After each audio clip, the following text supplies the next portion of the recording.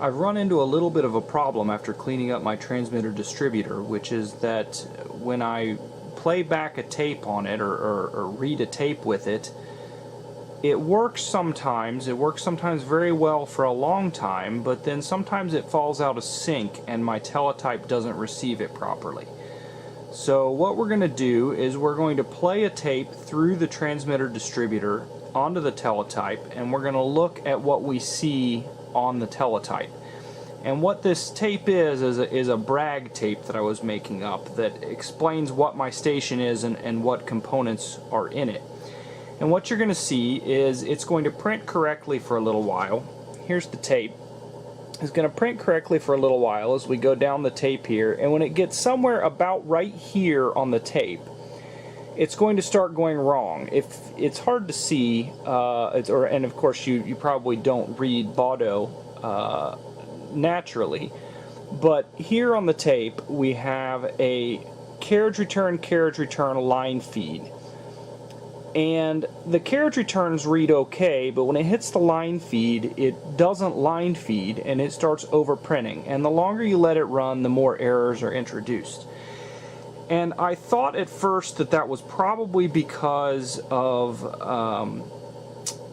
a timing error, but some tapes run for a very long time. So first we're going to look at a good tape that runs for a little while, and then we're going to look at the broken tape. Here goes.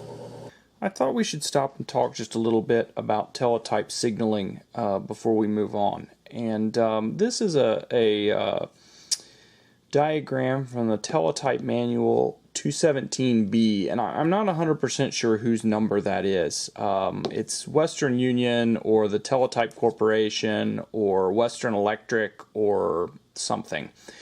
And I want to send a shout out real quick to Nick England and NavyRadio.com, which I'll link down below.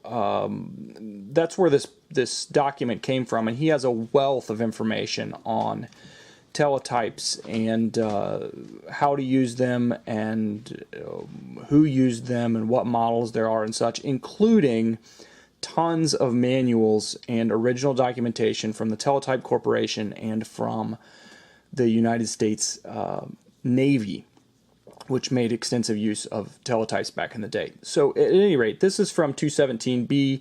This is page 1-18D is what it says here. Revision D, I guess, page 1-18. And this is a little bit of, it's not what we would call a modern timing diagram, but it's a timing diagram that talks about how the teletype signaling works and what kind of timings are expected in order for things to work correctly.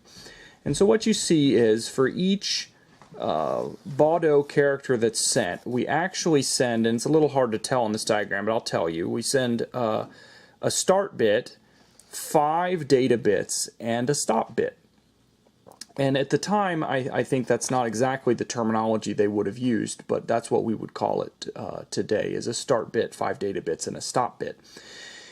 And in teletype signaling, we say mark and space instead of 0 and 1 because there weren't really, it's a mechanical device, there aren't really any zeros and ones. There's either a presence of current in the system or an absence of current on the current loop. And a mark is current on the loop, and a space is a lack of current on the loop.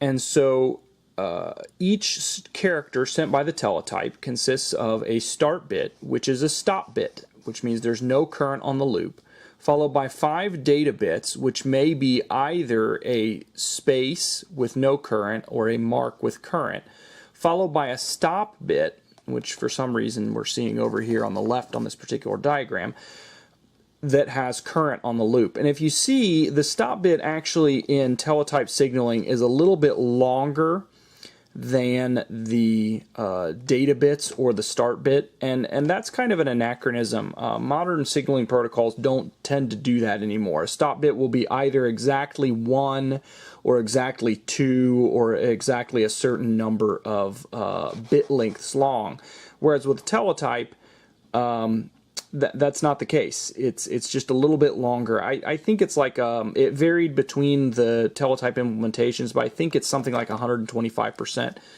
It's probably, we could read that off this diagram if we took the time, but at any rate, so we send a space followed by 5 data bits followed by a mark that says that the character is over.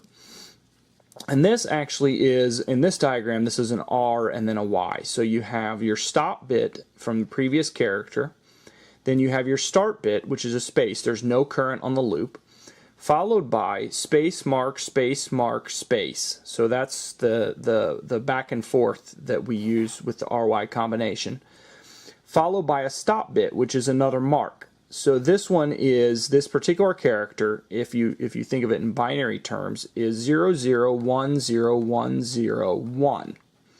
And then a Y has the mark from the previous bit, so there's your incoming 1, transitions to a start bit, which is a space, which is always a space. So we have 0, 1, 0, 1, 0, 1, 1 for the next stop bit. And so using an R and then a Y exercises both possible transitions out of the start bit, both possible transitions into the stop bit, and both possible values for each of the data bits in the character. So that's why we're going to look at an RY tape first to see whether or not we can handle this repeating bit pattern and decode it correctly. So just to look at that as a more modern timing diagram, what we would see is that we have our start period. Let me get out a bolder pen. We have our start period followed by 1, 2, 3, 4, 5 data bits followed by our stop period, which remember is just a little bit longer. And our start is always a logic low, and then we have a data bit, which is either a logic low or a logic high, followed by either a logic low or a logic high. And so we get this familiar pattern here through the data bits.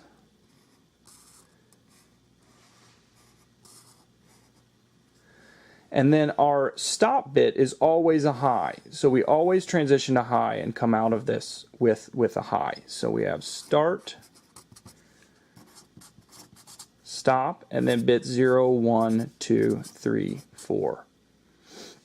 Or 1, 2, 3, 4, 5, depending on how you want to number them. If you see this antediluvian pre-C programming, we start with a 1 instead of a 0. But the reason that we're concerned with this for this particular debugging is that I think there might be what they call a range problem. And a range problem is when your teletype is not reading the values where they're stable here in the middle of each of the bits, or in this case where the Transmitter-Distributor is not sending the values with the same timing that the teletype expects so that they are stable in the middle of each of the bits when the teletype is reading. And ideally, you check each of these to determine whether it's a marker space, sort of right here in the center of each timing period. But if you're what they call in teletype terminology, your range is wrong, then you may be checking here at the very beginning of the timing period or here at the very end of the timing period. And when there's no transition, that's no problem. But if we check in here, then this value is maybe still rising or falling. Now, of course, in theory, the incoming current is either on or off as it comes through the line. And so we could check exactly at this edge and we would see that it's a 1, and exactly before this edge and we would see that it's a 0. But of course in practice this isn't what we see. You've all seen this before, I'm sure. You see something more like this on the line where we have our steady state and then all of a sudden we do something like this for the 1, and then we do something like this for the 0, and then something like this for the 1. And so when we check in these, and of course this ringing, depending on what all is on the line, may be very large. This ring could come all the way down here somewhere when it bounces back. And so depending on when we check this, we may not see whatever current value it is that we expect to see as either a mark or a space. And in this case, this is exacerbated by the fact that these signals are actually actuating relays, which are tripping in and out. And so if a relay has bounced or has not made or has not had time, it takes a number of milliseconds for the relay to fall in, then we may get the previous value read by the mechanical levers. Now remember, this is a purely mechanical device. There's no electronics. Read by these levers as they go by these eccentric wheels and such, and we may not see the value we expect to see. So this is what I'm talking about when I say I think we may have a range problem, is that the transitions for the transmitter-distributor may be falling across the period where the teletype is trying to read the values, which would cause us to potentially get unstable reads or bad values. So here goes our RY tape. I moved the camera in a little bit farther so you can see better. But what you're going to see here is it's going to print, and you may not be able to see the first line as it prints on the camera, but you're going to see it prints RY, RY, RY across here, and then it gets to the end of the line and it'll carriage return and it'll start again. And something I noticed as I've run this a couple of times, it actually reliably glitches at the very beginning of this tape. It sends a YR at the beginning rather than the RY. It should be sending letters and then RY, RY, RY, but we don't catch that at the beginning, and I'm not sure why. That's maybe a symptom of the same problem. The other thing you'll see is this lamp over here on the right turning on and off, and what that lamp tells us is that the print head has moved over a certain distance over to the right, and I want to say it's about 60 characters, and it tells you that you need to be thinking about adding a carriage return line feed if you're actually typing at the keyboard. But since we're receiving off a tape, we just sort of see it flash on and off and don't pay it much mind. So if I feed the line a few times here, you can see here that we actually printed 3 lines of this RY pattern, which, as we talked about before, exercises all of the possible 1s and 0s in a particular character, and it went just fine. Now we had this glitch at the beginning, which again may be related to this problem, but after that it synced right up and it ran. So I'm not quite sure what that tells us yet, but now that we've seen this, we will look at the brag tape that I have that was glitching, and we'll see if we can repeat the problem and then think about what might be causing it. So here goes the tape that's not reading correctly, and what you're going to see is that it's going to print the first line correctly, and then it's going to start overstriking, and that's where it first read incorrectly.